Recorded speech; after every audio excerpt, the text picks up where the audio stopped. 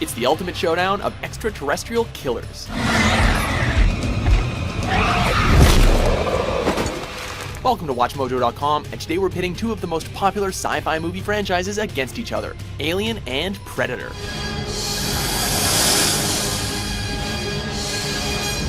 For this list, we're evaluating the movie franchises based on specific categories to see how they measure up against each other.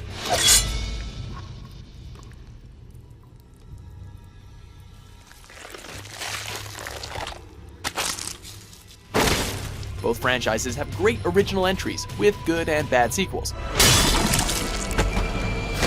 So we're trying our best to focus on the positive aspects of each. So grab your pulse rifle and roll around in the mud, because no matter which side wins, we lose. Round 1. Heroes. Who's Snow White? She's supposed to be some kind of consultant. Apparently, she saw an alien once. Whoopie f***ing do. The Alien franchise introduced us to one of the strongest female characters in cinema history. Among a myriad of working-class space travelers, Sigourney Weaver's Ellen Ripley stood out for her no-bullshit attitude and will to survive. There is an explanation for this, you know. Rude! I want to hear your goddamn explanation! In the sequel, Aliens, Ripley's character was developed further as her instincts as a mother and savior came to define her. How much time? Plenty. 26 minutes. We're not leaving! We're not? Coincidentally enough, Bill Paxton has a role in both franchise sequels. His role as Private Hudson in Aliens, alongside 80s action movie legend Michael Biehn, is much more memorable than his throwaway character in Predator 2. What is it, Hicks? Hudson, sir. He's Hicks. Overall, the Colonial Marines are much more well-developed and interesting than any of the secondary heroes in the Predator franchise. Bunch of slap-jawed faggots around here. On Predator's side, Arnold Schwarzenegger puts up a hell of a fight as a tough-as-nails Special Forces commander. Stick around. Alan "Dutch" Schaefer. You son of a bitch. His dedication to his comrades is matched only by his lethality and ability to outsmart the cunning Predator. Unfortunately, Arnie didn't return for the sequels, and Predator 2 instead gave us a rather forgettable Danny Glover. Okay, pussyface. It's your move. Shit happens. And Predators left us with a very miscast Adrian Brody. Really? Adrian Brody? We're here. Only question is, how do we get out? While her role in further sequels may not have been as strong, Ellen Ripley's unparalleled spirit and strength make her one of the best, if not the best, female action hero of all time. Sorry, Dutch. Ripley and the Colonial Marines take this round for the Alien franchise. Round 2. Classic lines. It's alright, I'm a cop. I don't think he gives a shit. Proving herself on par with the greatest of action heroes, Ellen Ripley has some great one-liners. Get away from her, you bitch! Other characters have equally memorable and haunting lines, like, Game over, man. It's game over. What the f*** are we gonna do now? What are we gonna do? or the captured colonist begging for death with a simple, "Kill me." Please, kill me. Perhaps not as motivating or quotable as other movies, these are still lines that we'll never forget. I can't lie to you about your chances, but you have my sympathies. It is, however, hard to compete with the king of one-liners, Arnold Schwarzenegger, who can seemingly turn any line into a memorable classic. Get to the chopper! Even without Arnie, other characters in the Predator series, from the Macho Man Blaine, played by Jesse Ventura, to the Predator himself, have some truly chilling and unforgettable lines.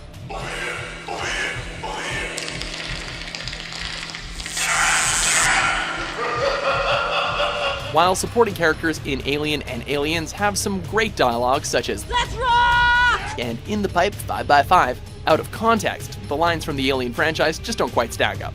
You dog me, pal. This round is an easy trophy for the Predator. Round 3, Suspense and Horror. In Predator, you figure there isn't much that Arnie and his US Special Forces team can't handle, as they're seen blowing through waves of armed soldiers with ease.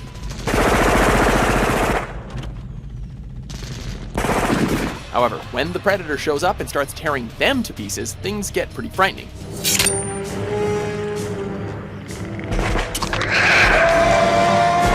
Unseen and unheard, The Predator not only kills our heroes, but keeps their skulls as trophies, making the violence as sinister as it is malicious in its intent. The original Alien brought fear to a whole new level with its claustrophobic, nowhere-to-run space setting.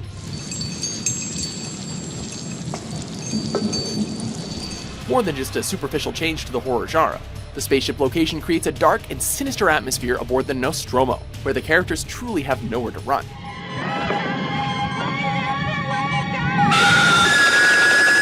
However, the tonal shift from straight-up horror to horror action in the later Alien films does alleviate the stress and tension somewhat. It's a goddamn trap! It's a goddamn ambush! And the individual xenomorphs do lose a little bit of their bite as we see them die in greater numbers.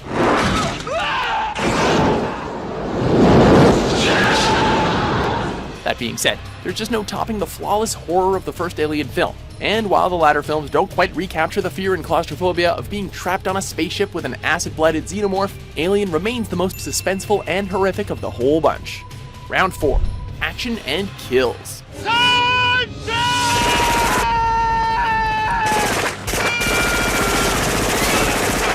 Alien saw characters struggling to forge makeshift flamethrowers and other basic weapons to fight the xenomorph. The results were a lot of one-sided battles, as the Alien effortlessly picked off characters one by one.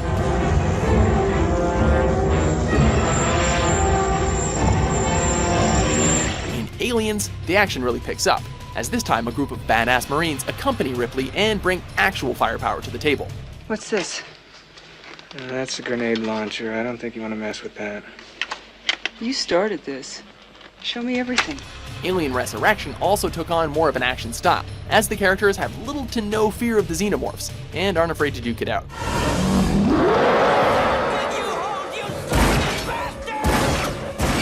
Predator is, appropriately, all about the hunt. The action in this kill-or-be-killed romp begins with Arnie's team raiding a South American warlord's guerrilla camp. In a hip-firing, bad guy exploding action scene worthy of the best 80s action films. And it only gets better from there. Cunning, traps, and mass deforestation via minigun all lead to the final climactic showdown between Dutch and the Predator. Bad idea. The sequels continued the action, ramping the kill count way up further and further. Where is he?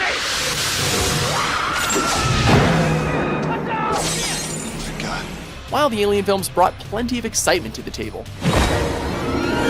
we're giving the edge to the Predator as it fights its way to the top. Round 5. Creatures. Here it is, the main event. Referred to in the expanded universe as the Iwata, the Predators come from an intelligent race that hunts other intelligent races for sport and honor, claiming its foes' spines and skulls as trophies. The hunters are equipped with a powerful arsenal, from arm-mounted blades to a high-powered laser gun, and in the event of humiliating defeat, an over-the-top self-destruct system.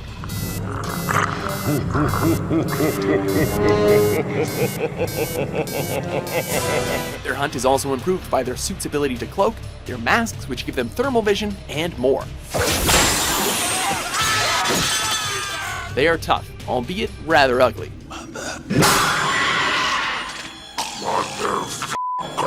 Designed by the one and only H.R. Geiger, the xenomorphs of the Alien franchise are horrific monsters brought to life on the silver screen.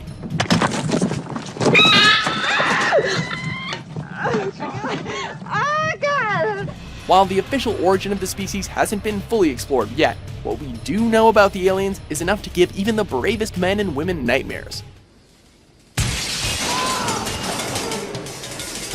Every weapon the alien has at its disposal, it is born with, including a powerful but nimble body, razor-sharp claws, acid blood, and an extending separate mouth inside of its original mouth. Not only that, but every alien is born by ripping itself out of its host's body. Every single one. Think about that for a second. There they go over there! Get him! Both are creatures born to hunt and kill. The Predator uses technology, cunning, and experience.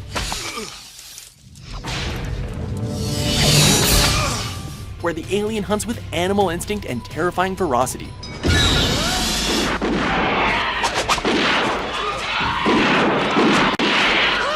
Both are iconic on and off the big screen, but we're giving this the final round to the Alien franchise.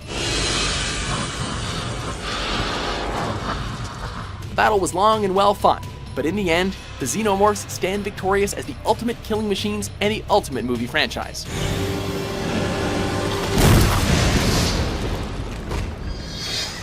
We've picked a clear winner, but feel free to continue the fight in the comment section below. And for more versus lists and top 10s published every day, be sure to subscribe to WatchMojo.com.